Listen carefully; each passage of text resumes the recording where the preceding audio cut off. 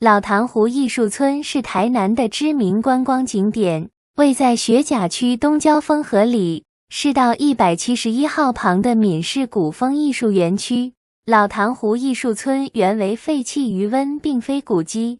园区内是由世界知名手指画家匡乙用创旧方式打造匡乙独创手指涂抹人物油画，表现创旧派画法。园区内陈列诸多画作。匡乙并且使用古建筑材料创造用残砖破瓦，以风化简陋残破元素创作废墟古城。园区内是匡乙耗时数十年打造。老塘湖艺术村的创旧艺术作品，是国内外怀旧穿越时空必去网红景点，同时也为台湾保留400年代建筑古砖文化历史及古建材文物的地方特色景点。